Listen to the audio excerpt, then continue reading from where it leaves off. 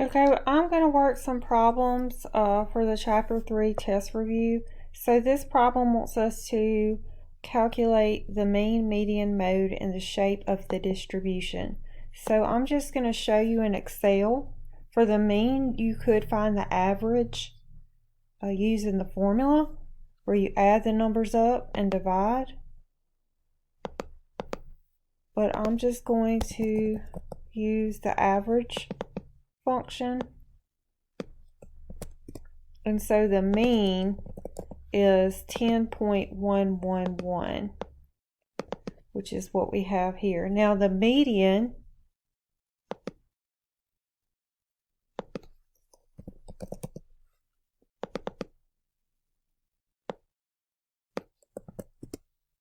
is 11, and you could have used your index formula. Half the index is 0.5 n, and n is 9. We have 9 numbers, so 0.5 times 9 is 4.5. Remember, if it is a decimal, you round up, so you would go to the fifth number after you put them in order. So the fifth number would be 11, so that is correct. Now the mode is the number that appears the most, and you can look at this one and see that the mode is 15. So the last part is to compare the mean and the median, and 10.111 is very close to 11 when you look at your spread of numbers. So since they are so close, we're going to say that they're very close, so the distribution shape is symmetrical. Okay, here we have the various levels of demand for a particular laptop computer sold by a store for the last 50 days. So N is 50. We need to determine the average number of laptops sold per day. So you would open this in Excel, or you could work this on your paper. So you're going to say 0 times 23, and you're going to do that all the way down. You're going to multiply across, and you can check those just to make sure. And then it's going to be the total of this. We're going to add these up. Okay, so the total is 68, and N, the total number of the frequency, is 50.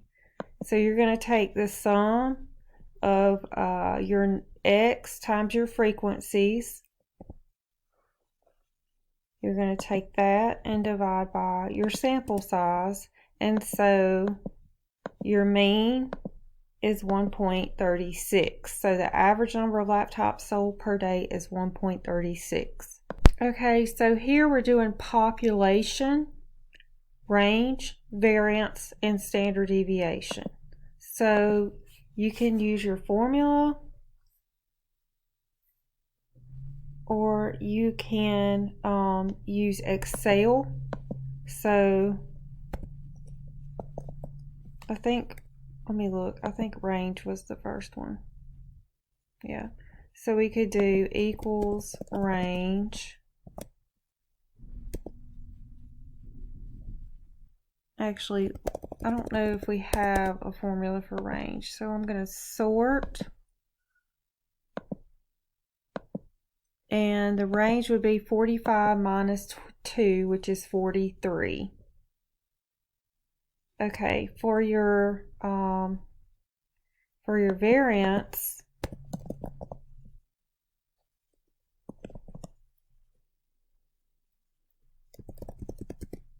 I went too far here. var.p is the variance for your population,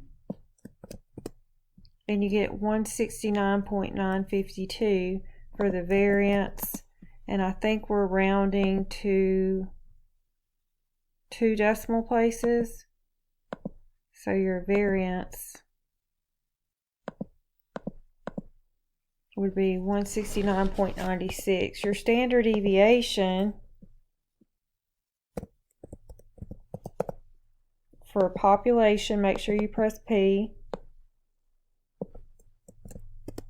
and it would be 13.04 for your standard deviation. And your range we said was 43. Okay. 169.90. Okay, so what if you wanted to use your formula? Okay, so if we wanted to use the formula, I want to show you how, because you can always double check each. So first, we need to get the sum of the x squares and the sum of x and square it. So I'm going to do the sum of x right here. These are all my x's. And then, so that's the sum of x. But then after we sum x, we're going to have to square it. So the sum of x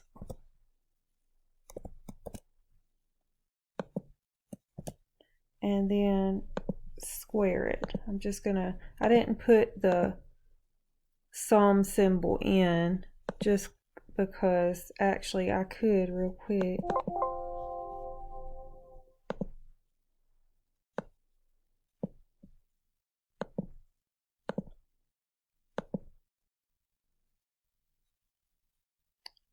Just saw it. Okay. So the sum of x, the sum of your x's and then squared is equal to 136 to the second power.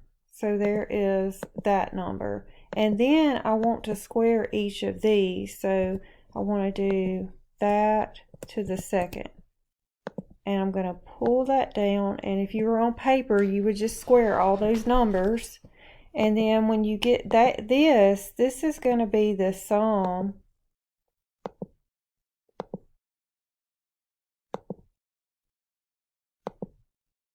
of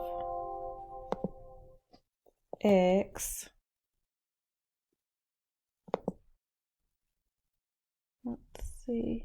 I thought I could do it quicker. So now we're going to add up our x squares. So when we add up our x squares, we get 3832. So now we have everything, because this is one piece of information. This is the other piece of information. And then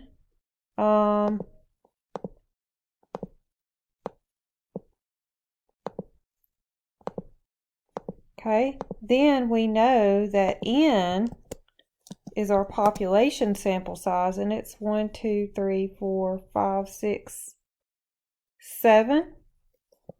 So there's our last piece of information. It's really 3 things that we need to know.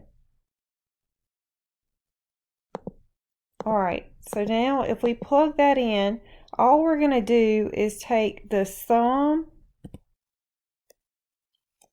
First, I'm going to take the sum of x squared, which is this number here, and then I'm going to subtract the sum of x that was squared and divide that by the sample size, which is 7. But I have to make sure I put parentheses around this second part to do that. And then I did x squared minus the sum of x I and then squared divided by n, which was 7, and then divided by all of that's going to be divided by n, which is 7. So you get the same thing. Look, you get 169.96 if you round it, which is what we got with Excel, 169.96. And then to get the standard deviation over here, it just says take the square root of everything you just did. So this is the population variance, and then we're going to do the population standard deviation. So equals the square root, and you could do this in your calculator, of 169.96, and you get 13.04, which is what we got up here. Okay, for this particular problem, we're looking for the coefficient of variation, so we're going to have to use that formula. Okay, for the coefficient of variation, it is a sample, and it says to round to 1 decimal as needed. So here's our formula. So the first thing we have to do is find the standard deviation for each set and the mean. So I highly recommend doing this in Excel. Okay, so this is a sample, and I recommend when you're doing coefficient of variation just to use the formula for standard deviation, just to save time. And or you could do both. You could check it in Excel and do it on paper too. Oh. Okay, it's not.